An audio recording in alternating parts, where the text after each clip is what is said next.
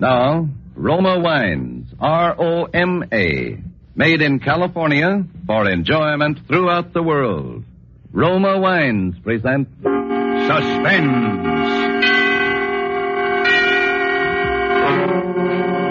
Tonight, Roma Wines bring you Mr. Leon Ames as star of An Evening's Diversion, a suspense play produced, edited, and directed for Roma Wines by William Spear.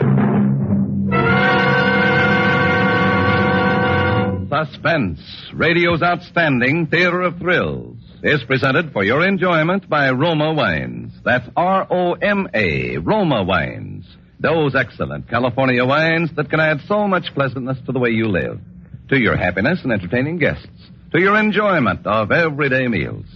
Yes, right now a glassful would be very pleasant. As Roma Wines bring you Leon Ames in a remarkable tale of Suspense. It was literally just what the doctor had ordered. There wasn't anything in particular wrong with me, just feeling a little edgy. And I went for a routine checkup. How many hours a day do you work, Mr. Edwards? Well, I don't know, Doctor. I never kept track. Get home for dinner very often? Not lately. Grab a sandwich at the drugstore and go on back to the office, I imagine. I got a lot of patients like you. The ulcer type of business executive, I call you. You mean I... Oh, no, you haven't an ulcer yet. Just overworked, nervous, strain. A month's vacation is what you need. But, Doctor, Yes, I know they all say that. I'll tell you what you can do, though. Yes? Done wonders for some of my patients. An evening's diversion. Oh, I don't work late every night. Why, I took my wife out to dinner in the theater only last week. Oh, I don't mean that kind of diversion, rushing home and putting on dinner clothes, fighting for a table in a restaurant, rushing on to the theater. That's work, too, I know from experience. Well, then what do you mean by an evening's diversion? Dropping in at the club for a thrilling game of chess? Oh, that's no good either. You wind up talking business. No, what I have in mind is something different. Go out on your own. Go someplace you wouldn't normally think of going, then relax and see what happens. Well, now, look here, Doctor. I'm a married man. I can't... Oh, then you aren't likely to get in any serious trouble. So, that's your prescription. Well, really, Well, Doctor, don't misunderstand me, Mr. Edwards. There's more than one kind of adventure to be found in a city this size. Well, you'd be surprised exactly what Well, of course I didn't take him seriously. How could I? In the first place, I didn't have time to go gallivanting around to strange places looking for trouble. And in the second place, I told myself I was too old for that sort of thing. I made a mental note to find a sensible doctor who would prescribe some pills the way a doctor should, and went on back to the office. It was after 5 when I got there, and I could have kicked myself for wasting an afternoon like that. There was a stack of briefs on my desk I hadn't even looked at. That meant another late night. Hello. Hello, dear. It's me. Oh, hello, Lily. Look, honey, I was just going to call now, you. Paul, you're not going to tell me you're working late again tonight. I'm afraid so, darling. Oh. Well, I suppose there's no use arguing with you. Did you see the doctor? Yes, I saw him. What did he say? Oh, the usual nonsense. Said I needed an evening's diversion. Well, he's quite right. You do. Maybe so. Anyway, I'll be late, so don't wait up. Paul, do you absolutely have to stay at the office tonight? Absolutely. You couldn't possibly get home just a wee bit earlier. Not a chance. Oh, dear. What time do you think you will get home then? Oh, around 11:30. Oh. Well, there's milk in the icebox if you're hungry when you get in. Thanks, honey. Good night. Good night, dear. Now, don't work too hard. No, I'll try not to.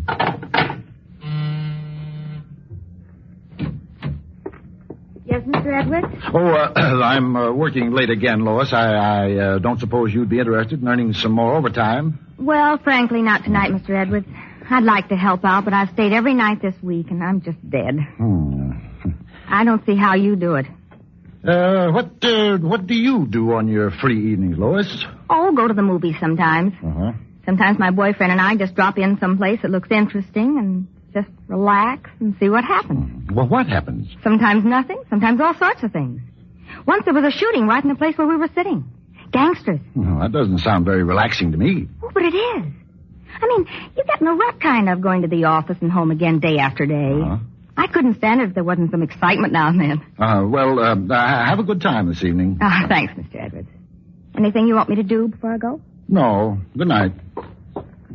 Oh, Lois. Yes, Mr. Edwards? What was the name of that place where those gangsters were? Oh, let me think. Oh, yes, Parachino's.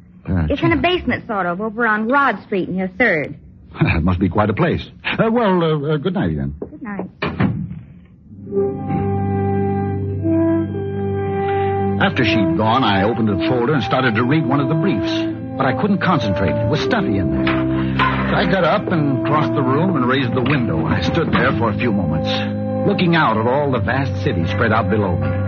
A warm breeze was blowing from across the river, bringing with it a disturbing smell of trees and damp earth that mingled with smoke and fumes and fetid air of the city and seemed to breed a kind of excitement. Well, suddenly I remembered that I had missed lunch and I was hungry.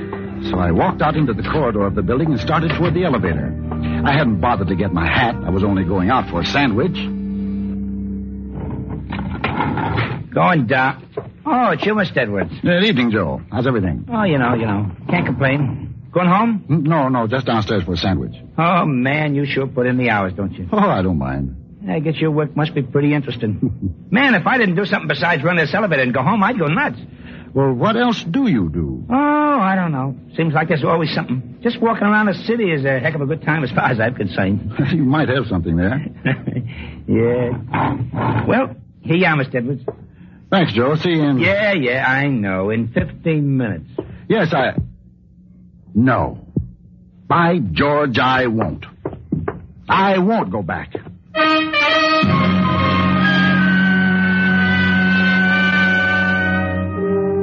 Something in his tone of voice must have decided me. He wasn't just a fresh kid. He was really sorry for me. When I got outside on the street, that air hit me again, that warm summer air. I started walking, not paying any attention to where I was, just walking and enjoying that wonderful air. I must have been walking for nearly an hour before I noticed where I'd got to. It was Rod Street, and up ahead was a flickering neon sign. Pirocino.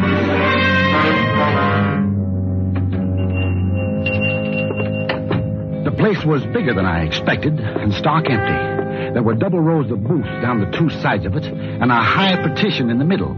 In the gray overhead lighting, it looked like an abandoned stable. I was on the point of leaving the place when a sloppy-looking waitress appeared from nowhere. Just you alone? Yes, This way. Look here. It seems as if I've come in at an awkward time. And... Early for dinner, but you can have a sandwich. Oh, well, all right then. This booth all right? Yeah, fine. We got ham and Swiss cheese, and that's all. That'll be fine. On rye. Both? Yes. It won't be long. I sat there watching her as she slouched down the narrow aisle of booths to the kitchen. Then she was gone, and there was nothing to look at. The silence in the place was beginning to get me. Then I heard the door open and steps coming down the stairway from the entrance. Sitting down, I couldn't see over the top of my booth, and I didn't have the curiosity to stand up. They went down the aisle between the booths on the other side of the room. They were both men. One had metal cleats on his heels. In here, huh? The whole row of booths shook when they sat down. They were apparently rather heavy men. When they started talking, I could hear them as plainly as if they were sitting across the table from me. I told you this place would be empty. Why couldn't we talk just as well in your room? I like it here. Well, what do you want? My cut of that 50 grand? Don't rush me. What happened? Same dame double-cross you? I didn't say that. All she's got to do is slip that stuff in this coffee. Why don't she do it? I'm seeing her tonight. You've been seeing her every night for 3 months. What do you talk about? I'm doing this my own way, see? You're nuts about her, ain't you? What if I am? Bad business. Nah, you don't understand a dame like that. It takes time with a dame like that. In the meantime, maybe she gets tired of you and spills the whole caper. That's my lookout. Oh, no, it's not, Maxie. There's me to think it, too, and the rest of the boys. Okay. I'll give her the final pitch tonight. If she stalls me again... You know what to do, Maxie. Where's that slob of a hash slinger? I'm hungry. I'll buy a big feed, Maxie. Uptown afterwards. What makes you so sure I'll have to kill her? Oh, my God. Nothing, Maxie. Just a hunch. Come on, let's get out of here. One thing more, Maxie. Take the subway. No taxis, you hear? Why, my goodness. Here's your sandwich. Want anything with it? No. Never mind. I've got to leave right away. Here's for the sandwich and keep the change.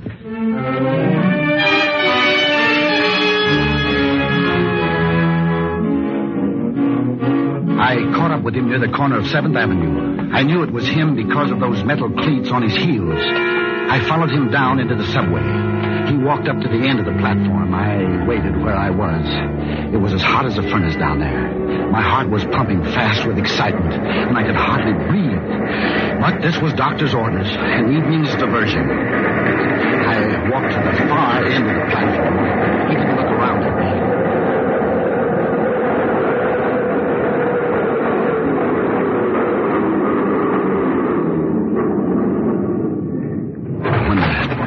When the train stopped, he went in through the center door. I went in by the door at the rear of the car. Inside the train, I saw him for the first time in a good light. He was well-dressed, almost too well-dressed. He must have felt me staring at him. He didn't look my way, but he began to jitter.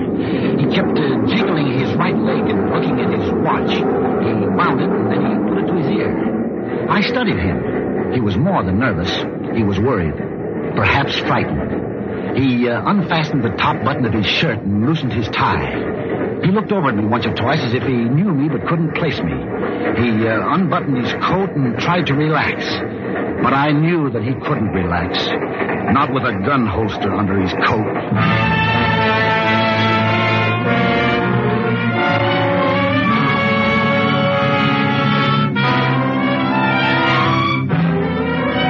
For Suspense, Roma Wines are bringing you a star, Leon Ames, in an Evenings Diversion, a radio play by Stan Schlesinger. Roma Wines' presentation tonight in radio's outstanding theater of thrills, Suspense.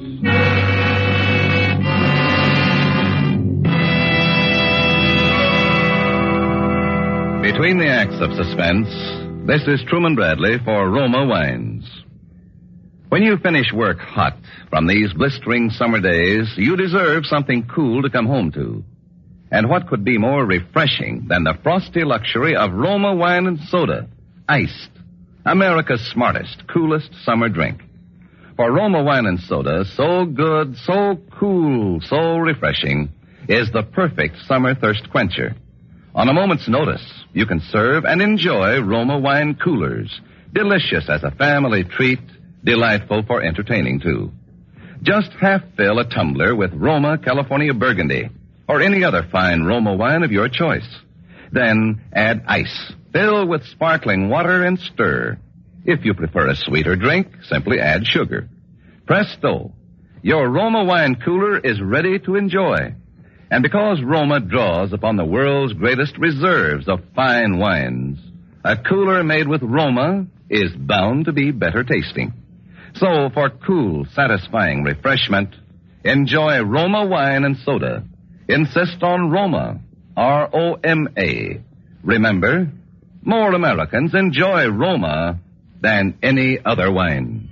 And now Roma Wines bring back to our Hollywood soundstage Leon Ames as Paul Edwards in An Evening's Diversion, a tale well calculated to keep you in suspense.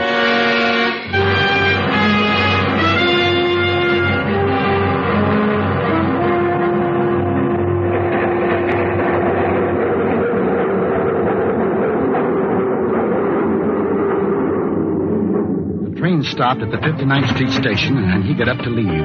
I followed him out of there. We got off the train, and he hurried across the dark, deserted platform. I walked slowly so that he wouldn't know he was being followed. He went to the rear of the platform and into a phone booth. His call didn't take more than 3 minutes, and as he came out, I thought I saw a faint smile on his lips. I flattened myself against the wall, hoping he wouldn't notice me, but he lit a cigarette and walked right over.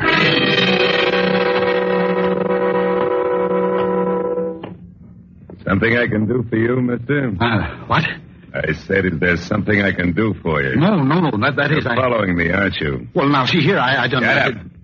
What are you, a dick?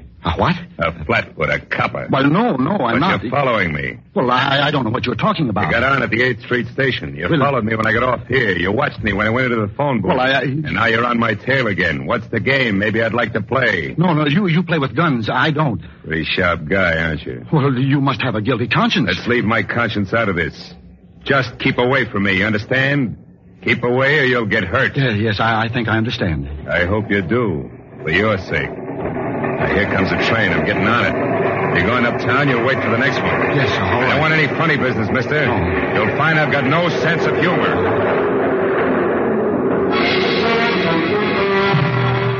ran for the train, and as he ran, a scrap of pink-colored paper fell from his pocket to the platform.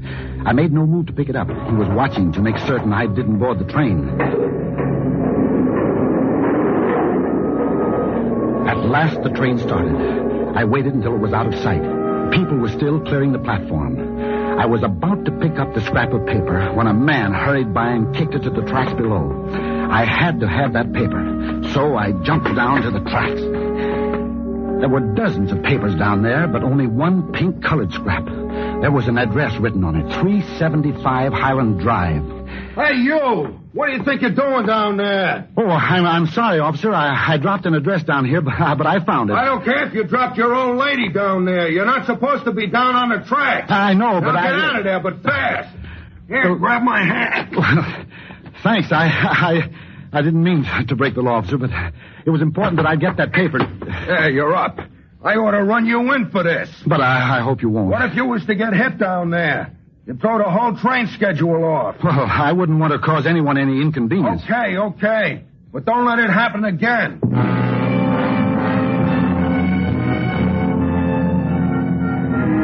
Outside, I hailed a taxi. This time, I was lucky. I got one. Hop in, mister. Where to? 375 Highland Drive, and hurry, please.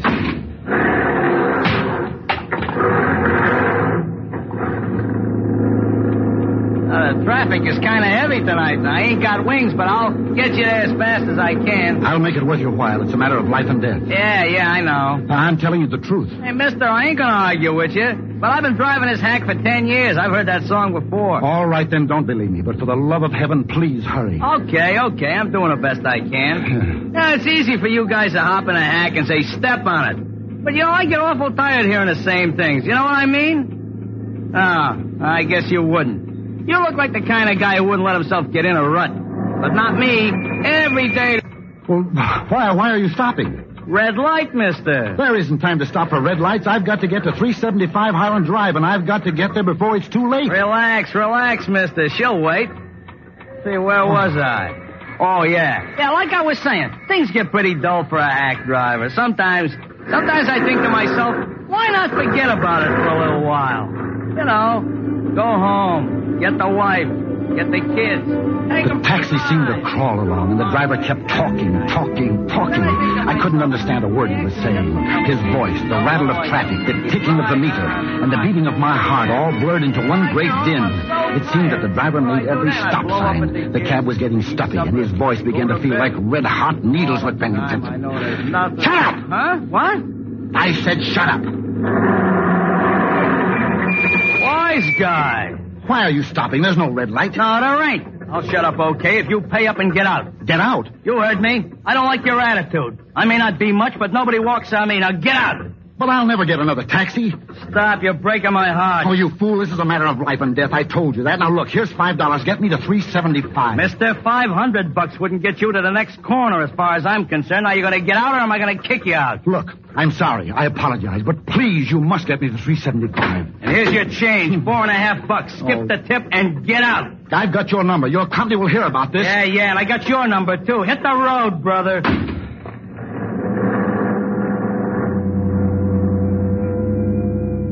I stood there for a moment, watching the taxi until it was out of sight. I was on Highland Drive, all right, but I was 5 blocks from 375. I began walking. I wondered if I would be too late. The man with the gun must be out of the subway by now. That would put him only 3 blocks from 375. I walked faster and faster until I was almost running. I knew I was becoming involved in something, but just how involved, I didn't know. If I had felt then, like I do right now, I would have turned around and walked in the other direction. As I neared the apartment house, I instinctively slowed down, not out of fear of what was ahead of me, but for what was behind me. I stopped. Someone was behind me. I didn't have to turn around. I knew who it was. You shouldn't have followed me here, pal. But what makes you think I don't have business of my own here? Start walking. I got a gun in your back. Where are you taking me? Start walking across the street. Don't try anything. I just as soon let you have it now as later. You're going to kill me? You catch on fast. But why? I haven't done anything to you. I don't even know who you are. That's rough. Straight ahead. We're going to take a little walk through the park. Listen, let me go. I won't repeat this to the police. You have my word. I don't want your word. I told you not to follow me, but you did. I don't know how you did it, but you're here. Turn right down this path. You're out of your mind. And you'll be out of your misery. Look, I've got money. I'll give you anything you want. Can it? Somebody's coming. Keep your trap shut. Let me do the talking. Say, son, do you live around here? Who wants to know? Oh, me, just wondering if you know this neighborhood. No. Oh, how about you, mister? Well, I don't know the neighborhood either. No? Well, could you tell me this much? Would, let me see now. 485 Highland Drive be in this direction? I said we don't know the neighborhood. Oh, you don't, huh? Well, thanks anyway. Guess I'm going in the right direction. My feet are killing me. Oh, hey, you, Shut up. Yeah, what is it? Nothing. We weren't talking to you. Oh, sorry. Okay. Start walking again. Do you mind if I ask you something? It all depends. Just who were you going to kill tonight, other than me? A certain party in apartment 1A. What? What are you going to do about it? Oh, I was just curious, that's all. Like a cat, huh? Why were you going to kill this party? This is far enough. You didn't answer my question. I'm through answering questions, pal. Look, what are you going to gain by killing me? Nothing. But I Except swear my that... life. I swear that... Save your breath. Someone else is coming. You can't get away with this. Where the devil is all this traffic coming from? Listen, Listen, mister. Keep your eye on me and remember I've got this gun on you. Don't try any funny stuff like you did the last time. It's a policeman. Cop. It doesn't make any difference to me. What I said still goes. Nobody can talk to me like that. I'll have you know my kid can lick your kid any old day. Shut up, I said. Don't tell me to shut up. Hey, what's going on here? You keep out of this, officer. Hey, take it easy, buddy. Take it easy. What's with this guy? Oh, don't pay any attention to him, officer. He's nuts. But I'm not a fathead like you flatfoot. You don't know what he's talking about, officer. He just talks a lot too much. You know what I'm going to do when you go? Jump in the river, I hope. I'm going up and down the street and break every window I can reach. Not while I'm around, you're not. I'm taking you along with me just for safekeeping. Okay. Oh, yeah? You and who else? Hey, I'll take care of him, officer. I'll take care of him good. Yeah? Well, all right. But you're responsible for it. I don't want to see any broken windows, you understand? Oh, sure. Sure thing, officer. Okay. No one is going to take care of me. I'll take care of myself. Hey, come back here. Come back here, I said. I don't want any broken windows, you hear?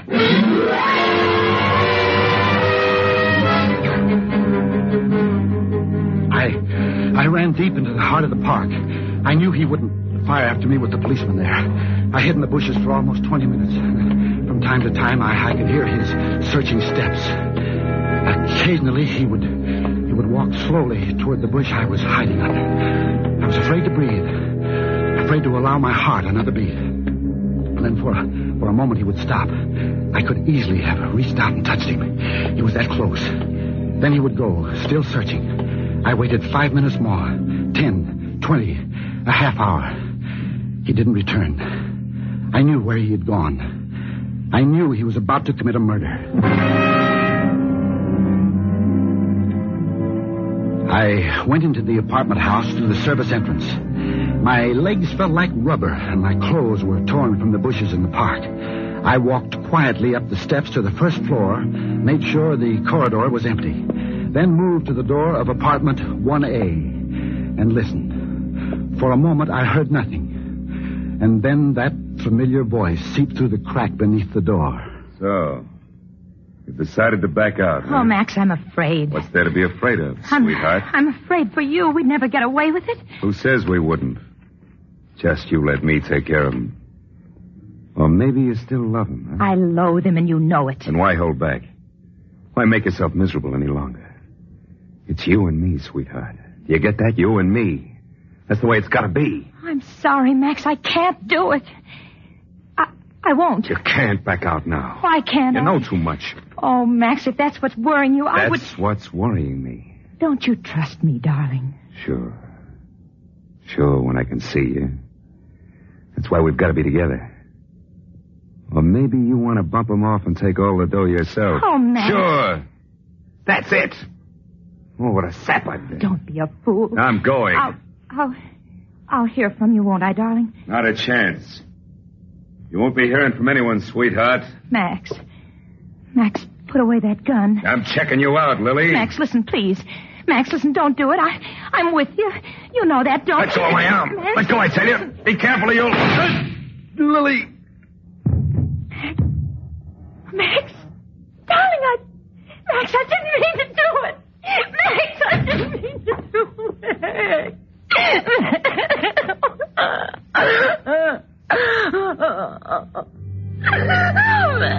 Her back was to me as I opened the door. She was on her knees weeping for the man she had just killed. I walked quietly toward her, knelt down, and reached for the gun at her side. Picked it up, moved a few steps back, and waited.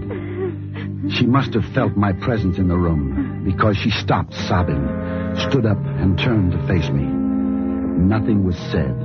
Her eyes were searching mine, growing wider and wider as she found my thoughts.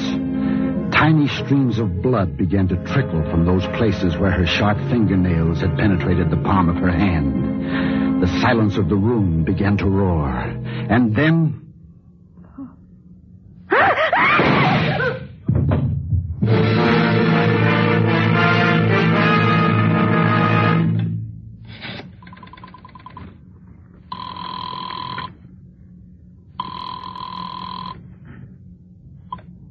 Number, please.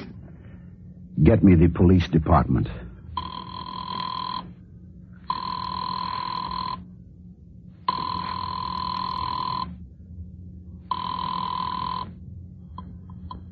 Police department. You'd better send someone over to 375 Highland Drive right away. Apartment 1A. 375 Highland Drive, apartment 1A, huh? What's up? I think you'll call it murder. I just killed my wife.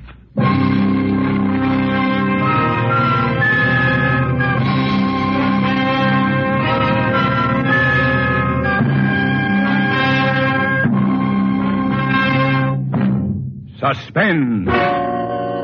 Presented by Roma Wines, R-O-M-A, made in California for enjoyment throughout the world. Before we hear again from Leon Ames, the star of An Evening's Diversion, tonight's suspense play, this is Truman Bradley for Roma Wines. The 4th of July marks not only Independence Day, but also the beginning of the really hot summer weather, the sweltering, throat-parching days that melt your energy and burn your disposition. Well, here's a clever California recipe that's famous as a heat beater. To get cool, comfortable, and contented, enjoy an ice-cold, taste-tingling Roma wine lemonade. That's right, Roma wine lemonade. Delicious, refreshing, inexpensive. Now, here's how. Place ice and the juice of half a lemon in a tall glass. Pour 3/4 full with zestful Roma California Burgundy or any other Roma wine you prefer. Add water and sweeten to taste. Then sit back and sip your way to cool contentment. Roma wine lemonade, the most refreshing summer drink you ever tasted. So cool to come home to. And remember, Roma, America's favorite wine, makes America's finest wine coolers. So refresh with Roma, R-O-M-A, Roma wines, America's first choice in wine. This is Leon Ames. I hope you've had a pleasant 4th of July. I know that for me it's been an exciting holiday to appear here on Suspense. Next Thursday, I'm sure you'll want to listen when a very wonderful actor, Sheldon Leonard, appears in a suspense play called Feast of the Furies, which Mr. Spear has just described to me and which sounds like one of the really dramatic events of the radio season. Leon Ames appeared through courtesy of Metro-Goldwyn-Mayer, producers of the Technicolor musical Easy to Wed. Next Thursday, same time, Roma Wines will bring you Sheldon Leonard as star of Suspense, radio's outstanding theater of thrills. Produced by William Spear for the Roma Wine Company of Fresno, California.